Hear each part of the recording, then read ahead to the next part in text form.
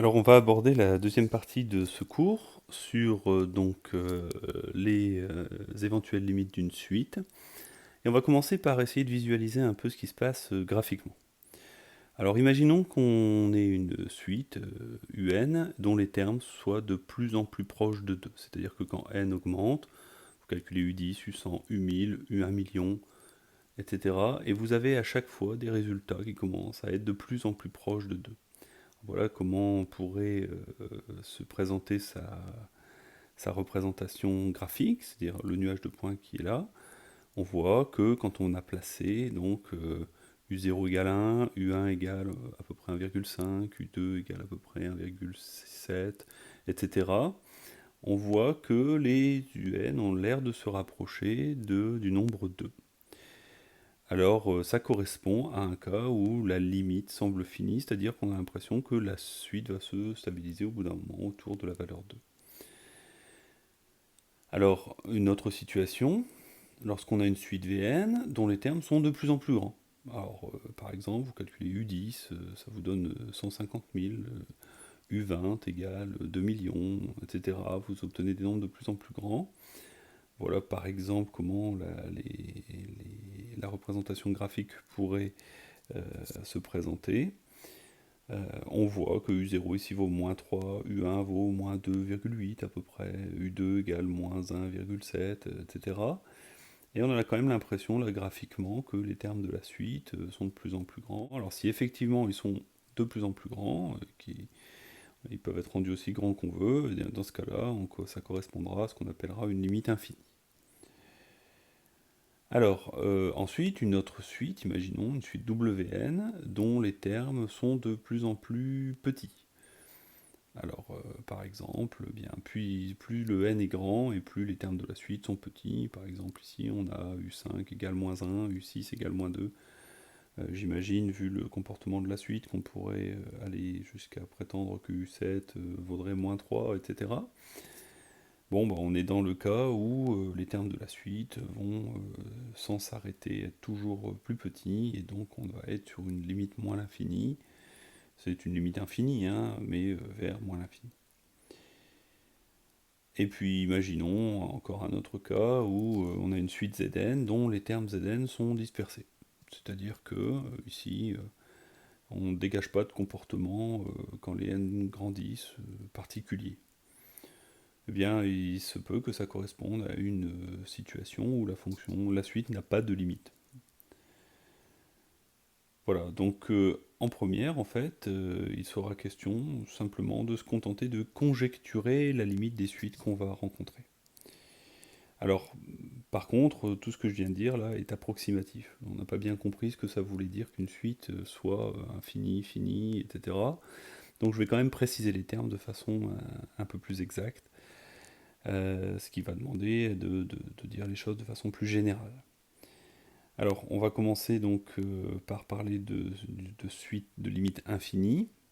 En partant de cet exemple, la suite Vn, là, c'est la suite définie sur l'ensemble des entiers naturels par Vn égale 1 tiers de n carré moins 3. Alors, on va dans un tableau reporter donc différents nombres. Sur la première ligne, on voit qu'il y a une phrase commencée, le terme de rang n, Vn, est supérieur ou égal à 10, 100, 1000, 10 000, etc. Euh, à partir, donc on voit la suite, à partir du rang grand N égal. Alors, pour bien comprendre, ici, le terme Vn est supérieur ou égal à 10 à partir du moment où le rang est égal à... Alors, on va commencer avec V0. V0, c'est 1 tiers de 0 au carré moins 3, c'est-à-dire moins 3. Est-ce que ça c'est plus grand que 10? Non. V1, 1 tiers de 1 au carré, moins 3, c'est-à-dire 1 tiers moins 3. Est-ce que c'est plus grand que 10? Non. On va continuer comme ça à calculer les termes, et puis, dès qu'on va dépasser 10, on va l'écrire ici, c'est 7, V7. V7 est plus grand que 10. C'est 1 tiers de 7 au carré, moins 3. Alors, euh, là, on va partir du principe, alors pour ceux qui voudront, on regardera la démonstration pour être un peu plus clair là-dessus. mais je pense qu'on peut s'entendre sur le fait que cette suite définie par son terme général, Vn égale 1 tiers de n carré moins 3, c'est une suite croissante. Plus n est grand, plus n carré est grand, plus 1 tiers de n carré est grand, et on retire 3 à tous les termes de la suite, donc on ne change pas le sens de variation en faisant ça. Ici donc on a une suite qui est croissante, donc si le terme V7 est plus grand que 10, alors V8 aussi, V9 aussi, etc. C'est-à-dire que tous les termes de la suite sont plus grands que 10, dès lors que n est plus grand que 7. Est-ce qu'on peut dépasser 100 avec les termes de la suite? Eh bien oui, à partir de V18, tous les termes sont supérieurs à 100. Pour 1000, il faut aller à partir de V155. Et pour 10 000, V174 convient.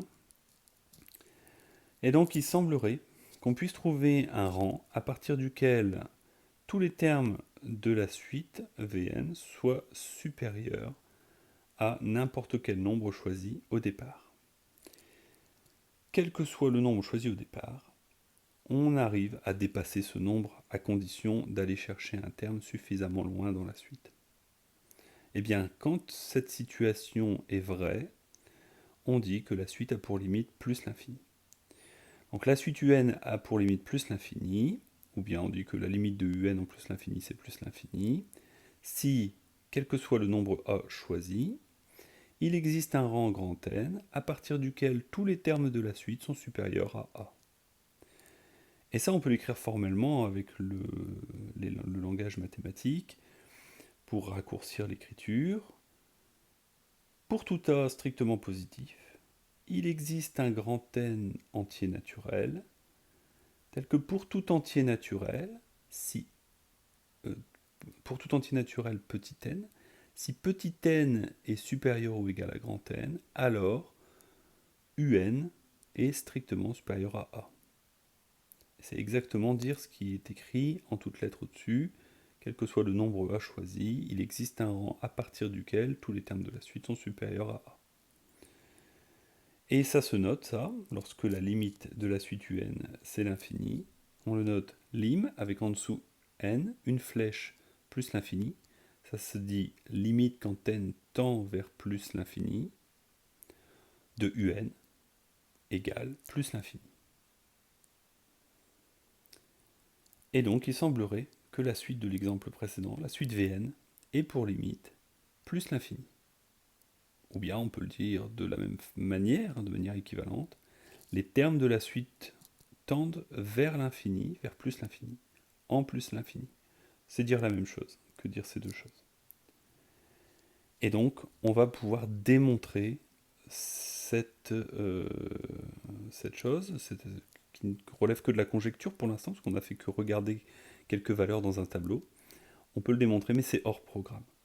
Donc je vous invite, si ça vous intéresse, si vous souhaitez conserver la spécialité l'an prochain, si vous souhaitez prendre aussi l'option maths experte, si vous avez des ambitions de poursuite d'études avec des mathématiques un peu élaborées dedans, je vous invite à consulter la vidéo qui sera mise à la suite, où on va faire la démonstration du fait que la limite de la suite Vn, là, c'est plus l'infini en plus l'infini.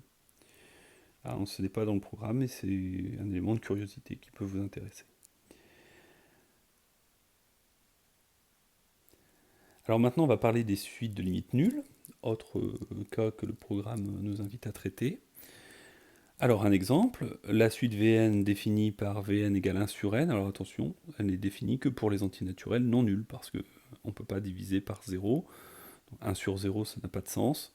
Donc ici c'est la suite définie sur n étoiles, c'est-à-dire l'ensemble des antinaturels sauf 0.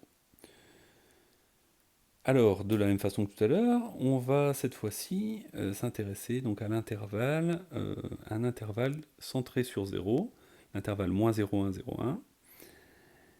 Est-ce que on peut, à condition de choisir n suffisamment grand, obtenir tous les termes de la suite dans cet intervalle? Eh bien oui, à partir de V11, c'est-à-dire 1 sur 11, puisque 0,1 c'est 1 sur 10, 1 sur 11, 1 sur 12, 1 sur 13, 1 sur 14, 1 sur 15, 1 sur 16, etc., sont tous des nombres qui sont compris entre moins 0,1 et 0,1. Alors, pour un intervalle, moins 0,01, 0,01, eh bien, il faut aller jusqu'au terme de rang 101, et à partir de ça, à partir du terme de rang 101, tous les termes sont bien dans cet intervalle. 1 sur 102, 1 sur 103, etc.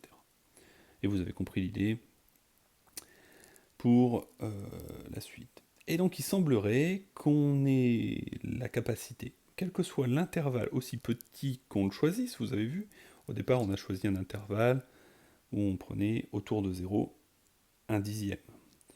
Et puis ensuite, autour de 0, on a pris un centième de chaque côté. Et puis ensuite un millième. Et à chaque fois, on a réussi à, entre guillemets, faire rentrer tous les termes de la suite à partir d'un certain rang dans cet intervalle. Et il semble qu'on puisse trouver un rang n, grand N, permettant à tous les termes v petit n, de rang supérieur à grand N, d'appartenir à n'importe quel intervalle, aussi petit qu'on les choisit, autour de 0. Je vais l'appeler de façon générale moins alpha alpha, avec alpha aussi proche de 0 que l'on veut. Alors ici alpha il valait 0,1 dans le premier intervalle, ou 0,01 pour le deuxième intervalle, etc. Alors ici on va essayer de regarder graphiquement ce que ça donne. Donc on a placé quelques termes de la suite, et puis on voit que cette suite, elle est décroissante, ça on pourrait le démontrer, et lorsque n augmente, Vn semble de plus en plus proche de 0. Alors graphiquement, on va ici venir placer un moins alpha et un alpha autour de 0, sur l'axe des ordonnées. On a une espèce de tunnel, comme ça, dans lequel tous les termes de la suite rentrent à partir d'un certain rang. Et on a l'impression qu'ici, à partir de V6, tous les termes de la suite sont dans l'intervalle moins alpha, alpha. Et bien dans ce cas-là, si c'est vrai, ça, pour quelle que soit la valeur de alpha, aussi petite que vous l'ayez choisie, on voit mal comment la suite pourrait ne pas se rapprocher de 0. Elle est obligée d'être coincée, elle est coincée entre n'importe quel moins alpha alpha, même alpha pris aussi proche de 0 qu'on veut. Elle est coincée dans ce tunnel, aussi petit qu'on veut, à partir d'un certain rang. On dit dans ce cas-là que la limite de la suite, c'est 0. La suite un a pour limite 0. Ou bien que un tend vers 0 en plus l'infini. Si, quel que soit le nombre alpha choisi, strictement positif, il existe un rang grand N à partir duquel tous les termes de la suite appartiennent à l'intervalle moins alpha, alpha. Et formellement, on peut l'écrire aussi. Pour tout alpha strictement positif, il existe un entier naturel grand N, tel que, quel que soit l'entier naturel petit n, s'il est plus grand que grand N, supérieur ou égal à grand N, alors le terme de rang petit n est dans l'intervalle moins alpha, alpha. Et on note alors que la limite, quand n tend vers plus l'infini de un, c'est 0. Et donc il semble que la suite de l'exemple précédent est pour limite 0, la suite des 1 sur n. Il semble que les termes de la suite de l'exemple précédent tendent vers 0 en plus l'infini. Voilà, on ne vous demandera pas d'être capable de maîtriser les définitions de cette partie du cours, mais j'espère que ça a clarifié la compréhension de ce qu'on appelait une limite de suite, dans le cas où on a une limite infinie, ou dans le cas où on a une limite nulle. Et ensuite, dans les exercices, en fait, il s'agira simplement d'aller observer les termes de la suite, des termes de rang assez élevé, pour conjecturer la limite de la suite.